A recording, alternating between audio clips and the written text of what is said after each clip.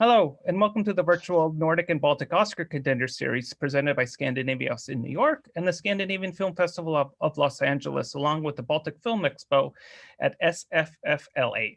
We are pleased to offer virtual screenings of the films chosen by the Nordic and Baltic countries to compete for the Oscar nomination for Best International Feature Film. These films are available to viewers across the US on the weekends of January 7th, 14th, and 21st. Today, we are speaking with the director and co-writer of the film Another Round, Thomas Vinterberg. Another Round is the official Danish nomination for Best International Feature. Moderating today's talk is Alissa Wilkinson, Vox Media's film critic. Welcome and thank you for joining us today. Thanks for having us. It's great to be here. Thank you. Thank you very much. Yeah, thank you. Well, Thomas, I'm so delighted to talk to you about this movie. It was sort of one of my surprise favorites from this year. And I guess I wanted to start out by pointing out that it's sort of a critical axiom that we don't use the phrase power of the human spirit in a review because it's overused and hackneyed. But I feel like at this point, this movie is actually about the power of the human spirit in two different ways, because the word spirit can mean both, the thing inside of us and also the thing that we drink in order to get drunk. So when you were formulating this movie, how were you thinking about what it was really truly about? Well, it changed over time. To begin with, it was more of a provocative piece, which solely was a celebration of alcohol. I looked at world history and I saw all the great accomplishments having been done by people who were drunk, basically. I very quickly realized that the dark side of drinking was important for the story and would make it more whole, meaning telling both ends of what this liquor can actually accomplish. Became important to both me and Tobias Lindholm, who's the co-writer of the film. But more so, I guess we developed an ambition of making a film about more than alcohol, about like a life-affirming film. You're talking about the word spirit. The word spirit is also embedded in the word inspiration. And I've been talking to my wife. She's more clever than I am. She's a priest. You can actually be a female priest in my country. And she's in the movie as well. She's the one, married to the young guy, getting pissed at in a bit. I'm sorry. She tells me that the movie is about the uncontrollable, the element of the uncontrollable. The uncontrollable being such a thing as falling in love. You fall and something happened, or getting an idea, you get something, but it's something that can't be measured, whereas everything else is measured nowadays. So I guess in all humbleness, our ambition has become to make a life-affirming film.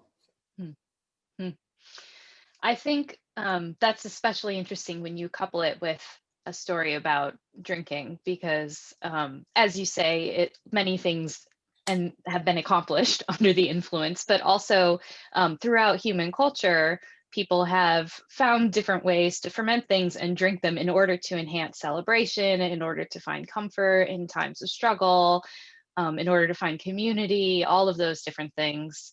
And that really struck me while watching the movie, because it is a very Danish film, obviously, but it plays very well in the US. It plays in different countries, I think, with different kinds of drinking cultures. Were you thinking about that when you were making the film, or does it feel like it's addressing something very particularly Danish? Well, it's very ironic, because it seems like every time I dig my hands into the local soil of my backyard in Denmark and make it very Danish, that's where the world get interested. That's where I find the universal stories. I was quite surprised this time to see how well it was received by the world. because this one may be the more particularly Danish film I've done for a long time. There's all the Danish songs and Danish drinking rituals and you know, this very specific culture we have with alcohol. But it appears that the topics of the movie are universal and that people dig into it. And I'm, of course, very satisfied by that. Can you talk a little bit about preparing to write characters and then direct characters who are drunk? Because that seems like a big challenge.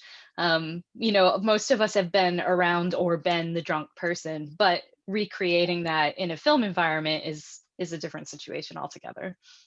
Well, like with any good chef in a kitchen, it starts with the raw material. You know, you need 4 really great actors. Mm-hmm.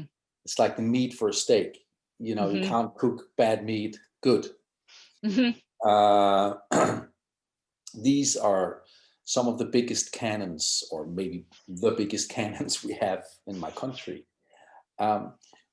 Secondly, we rehearsed a lot. We had a 2-week alcohol boot camp, to put it straight, where we measured things, and they drank not too crazily much, but you know, enough to sort of figure out, so this character is like this at this point, and so forth. And to tell you the truth, it was really difficult. They had to protect these emotional journeys and nuance them and make them very sort of bare and naked and honest, and yet still be drunk and fun and touching. And you know, so I really asked them a lot of things. But when it came to the shooting of the film, we didn't serve alcohol because they had to last for 12 hours and possibly play bonkers in one scene and then drive a car in the next scene, you know. So so that didn't really work out. And also I like treating them as professionals. I'm asking them to act. That's what you're telling me you can do. You're calling yourself actors, then act drunk. You know, being drunk up until a certain level, like 0.9 or something, is very much about hiding. That's what an actor traditionally do. They hide what they actually have to show, such as if you're play drunk, you pretend you're the opposite. So you measure your movements, and boom, and then maybe you fall at one point, but the rest of the time you're very rigid in your movements. They're used to that method. But above that, when they really had to be drunk, that was difficult, because that very easily looks overacted. It even looks overacted in real life. So we watched a lot of Russian videos and of drunk people and tried it over and over again. Yeah, it just seems like a challenge, and also kind of maybe even an example of what the film is saying, which is that wouldn't we act all a little differently if our blood alcohol content was a little higher all the time? Would that make us feel more uninhibited or more confident or all of those things? And you're kind of bringing that through to their performances, even though they're sober, which seems like, you know, it's just a challenge. Well, I don't know what happened in their trailers, I have to say. We didn't serve anything on the set. So, when it came to the dancing, which is such a marvelous part of this movie, I think is the point where I really fell in love with it. What kind of choreography was going on there? Well, if you look at the choreography of that scene, it very much shows the process of getting to the point of dancing at all. Because both Tobias Lindholm, who's a reality rules kind of writer and director, and Mads Mikkelsen, who's also sort of based in reality, felt it was a bit of a stretch, really. And they were nervous that it would become, you know, a Bollywood scene in the middle of a realistic moving portrayal for men in the midlife crisis. So I really had to fight hard for it. So the end scene, you'll see that Mads is toing and froing a lot. He's dancing a little bit, then he's retreating, and then he's dancing some more, and he's getting the taste for it, but still retreats, and then he surrenders. And that's how it was, really. And I decided to go for that. It was that's how it was choreographed in the script already, but I really liked that because it made it look real somehow. It made it, or at least we tried to make it look as if this could really be happening. And then there was a dancer who did a choreography for Mads, but on set it was Mads alone. Everything you see on screen is Mads Mikkelsen. And he has a background as a professional dancer. That's right? He's been a professional dancer, and that's why I wrote this scene for him, because I've always wanted to see that and challenge him. I think a lot of people have, judging from the reception of the film. Right. I'm curious about the choice to make them all teachers, because you know, the kind of intergenerational relationship to both alcohol and to one another and to what they're learning and how they're growing is really significant in this film. Can you talk a little bit about that? Yeah. We worked for a long time trying to figure out what this movie was supposed to be about. And when we ran into this theory, which is a real theory, well, it's a part of a great psychiatrist's book. He doesn't say, it doesn't really level up to be a real theory, but something he said. And when the idea came to us to make them teachers, then the ball really started rolling. Because it gave them a stage, a center stage, and it opened up doors to the scientific world, in which we really wanted to, you know, make this survey of alcohol usage. So it sort of raised the academic level a little bit. And even more importantly, I think it placed a mirror between the generations. The film somehow is also about getting older and getting caught up with repetitiousness and lack of challenge, lack of curiosity, and again, lack of inspiration. And I saw my daughters it's made at my daughter's high school.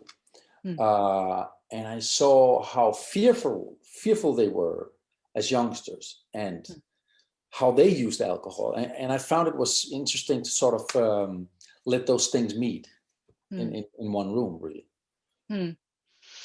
Yeah, so there's the fear for young people of what lies beyond, and then there's sort of this fear for middle-aged people of what's already happened and looking back at your life and thinking, well, why am I here now? How did I end up this way? Which I think is really relatable for anyone who's reached that point. Well, I totally agree. And I remember myself being 16 years old and being in a garden, smelling the flowers at spring at 4 o'clock in the morning, a little bit drunk, possibly a little bit in love, and feeling weightless. And I guess that's what those 4 guys are yearning for. They're missing. And that's what I'm hoping to achieve at the end scene. The sense of weightlessness and ecstasy that you can that you can actually reach to at that age. Yeah, and the movie even starts with a quote from Kierkegaard about love and youth being tied together, which I think sets the stage for that. Right, it's one of his great sentences, and it has, you know, endless possibilities of interpretations and analysis, such as many of his other work. And again, my wife was helpful here, as she knows everything about Kierkegaard. I was speaking with a friend about the film after he saw it, who's a philosophy professor, and he said, "Oh, I think that Kierkegaard stuff is right at the heart of what the film is really about." And I said, "Well, it's a Danish film." It is, because Kierkegaard is talking about the ability to fall or let yourself stumble in order to be able to live, to impose risk on your life, to allowing risk as part of your life makes you awake, to put yourself on thin ice, so to speak, and allowing yourself to be imperfect as well. And so many of his themes are embedded in this, and themes that can be repeated over and over.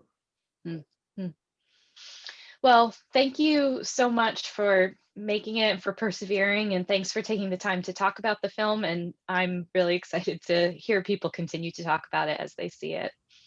Thank you so much. Thank you. It was a pleasure. Thank you, Thomas. Thank you, Alissa. I hope everyone enjoys the film. And please visit the website scandinaviahouse.org for more information. Thank you. Bye. Thanks. Now.